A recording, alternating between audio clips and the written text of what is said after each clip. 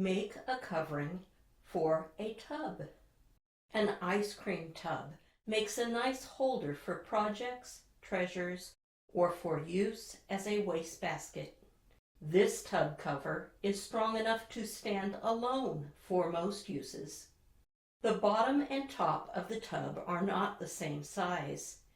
I took my measurements from the top of the tub, which is a bit larger than the bottom. I turned the tub upside down on a piece of paper and traced a circle. After cutting out the circle, I measured the outside or circumference of the circle. I also measured the height of the tub. Because the outside of my circle measured 27½ inches, that is the length I used for the outside of my tub cover. The height of my tub is 7 inches. I cut a piece of Pellon fleece batting that is 7 inches by 27½ inches and used my circle template to cut batting for the bottom of the tub covering. This project was ideal for me because I have a lot of smaller pieces of fabric that came from drapery and upholstery sample books. These are medium weight fabrics. You could use one long piece of fabric, but the many seams in multiple fabrics seem to add strength and help the cover to hold its shape. Lining fabric was also needed. I cut this 9 inches tall and waited to cut the length until I pinned the Pellon and the front cover on it. Besides the lining, the binding for the top of the tub cover is the longest piece of fabric. I chose the biggest pieces of material and cut strips 3¼ inches wide. You may want to cut yours wider. I had to sew 2 strips together, just like I would binding on a quilt, to get a 30-inch piece. I ironed the seam open, pressed the piece in half, and pressed back about 1/2 inch at the start of the binding. This is the last piece to go on the tub cover, so I set it aside for later. I chose 2 of my fabric pieces for the bottom of the tub. With the wrong side up of one piece, I placed my circle of fleece batting, leaving 1½ inches around the edges. I placed the other fabric wrong side down on top and pinned the 3 layers together.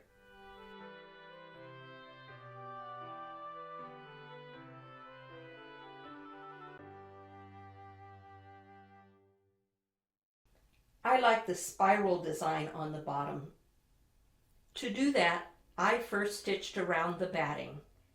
Feeling the batting through the fabric, I kept the edge of my presser foot on just the fabric.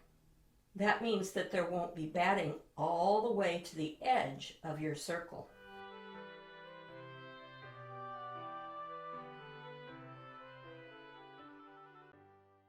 After trimming close to that sewing line, I sewed the rest of the spiral.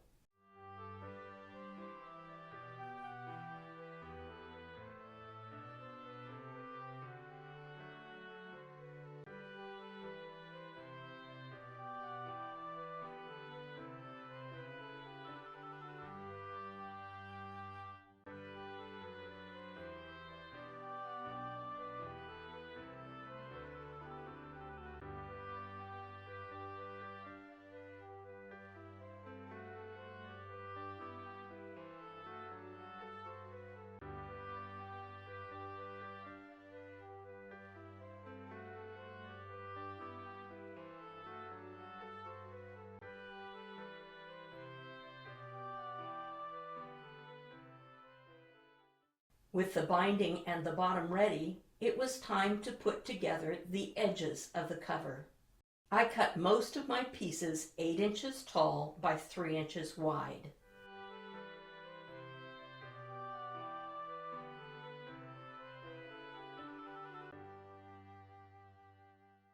I left a wider piece of fabric on the ends so that I could make adjustments when I sewed the project into a circle. I arranged my fabric pieces and sewed them together.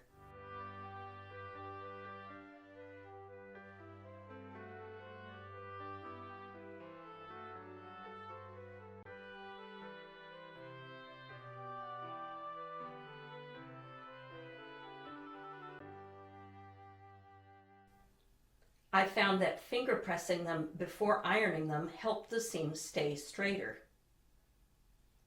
I also found that pressing the seams to one side, rather than opening the seams up, made the cover stronger.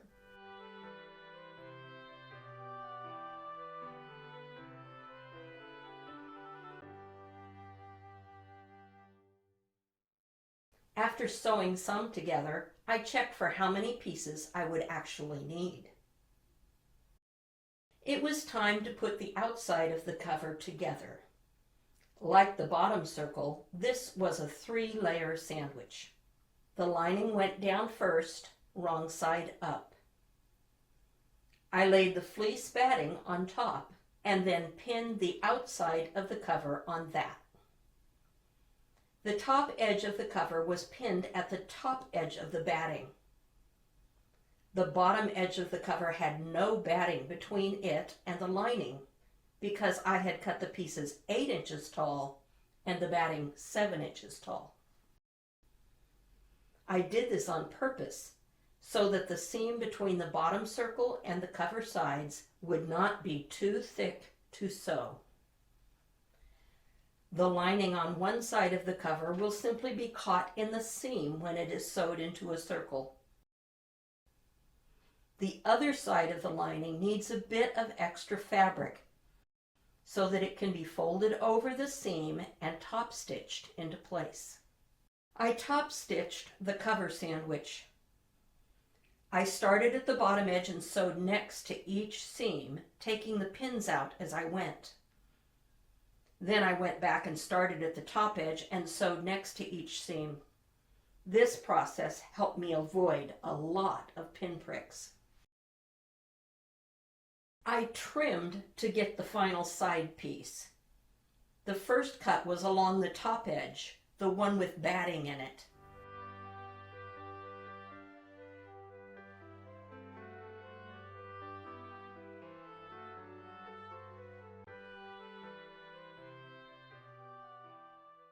I used a different ruler for the second edge and found that I needed to trim it to just under 8 inches.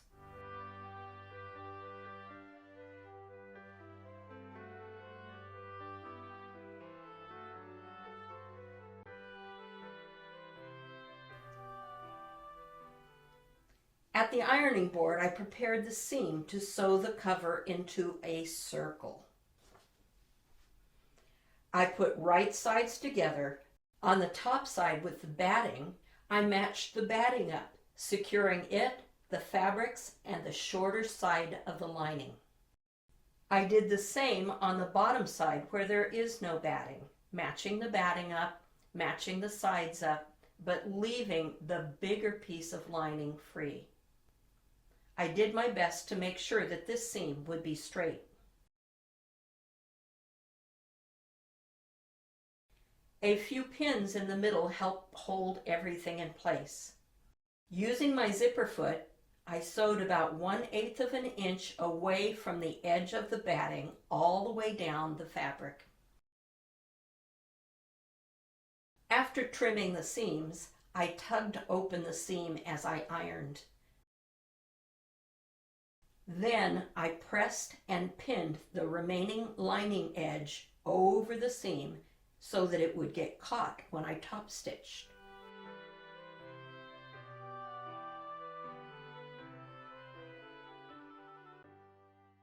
I found that top stitching a seam in a circle is challenging. I don't think I'd make a tub cover that was any smaller than this one. I top stitched the side that caught the lining first, taking the pins out as I progressed down the seam. Then I top stitched the other side. That wasn't as hard to do as the first side.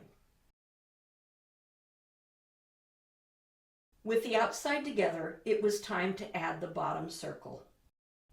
I had to decide which side of the circle went up and which side went down. I checked to be sure that I had the no batting side up in my round cover. Then I used clips to hold the bottom piece in place.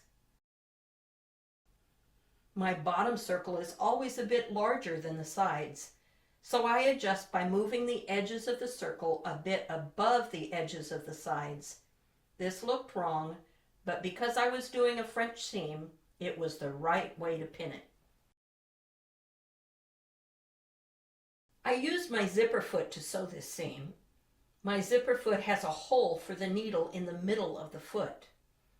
Holding the edge of the side fabric to the right of the foot gave me a very small seam, which was perfect for a French seam.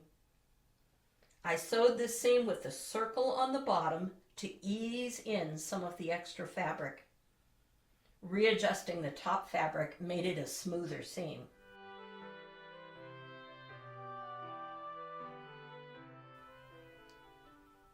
I turned the cover inside out and checked my seam because it was so small, and I could stitch a bit wider seam if I had missed anything. Then I turned the cover back and trimmed all the fabric back to that small seam, being very careful that I didn't cut anything else.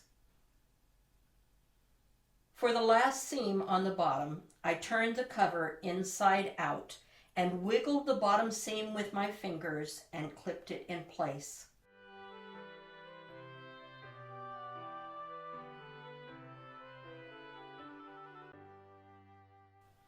This time I sewed with the needle on the left side of my zipper foot, which made the seam twice the size of the first seam so that I could enclose it. I put the side of the cover on the bottom to sew because it now has the extra fabric that needs easing in.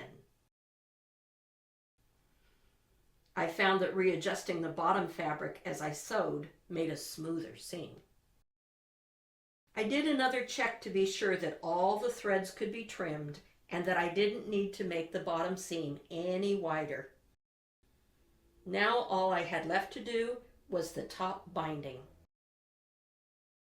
It was easier to sew the binding on with the cover inside out.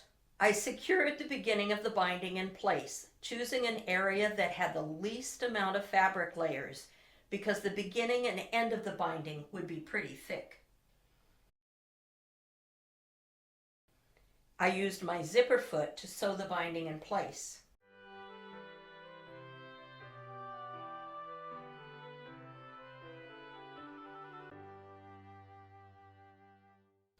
When I got near the start of the binding, I cut the binding and trimmed it as much as I could to lessen the bulk before tucking it into the folded start of the binding.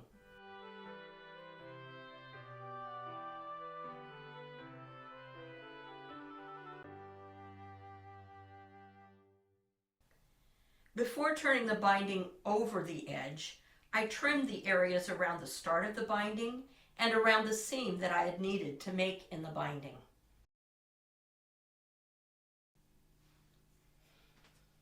Then I folded the binding over the top edge of the cover, being sure to tuck the top edge of the cover up and under it.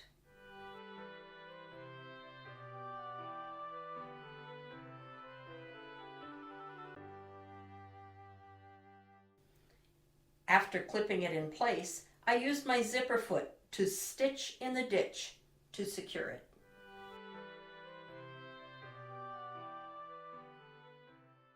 I love how this project came together. I was able to use my fabric scraps. The cover is beautiful and it can stand alone. It can be used with a tub in it. The tub's handle can be hidden inside, be out for use, or be taken off completely. The reason I started this project in the first place is fulfilled. My stack of tubs is smaller and my fabric stash is too. I wrote a poem that I included with these tubs as I gave them away.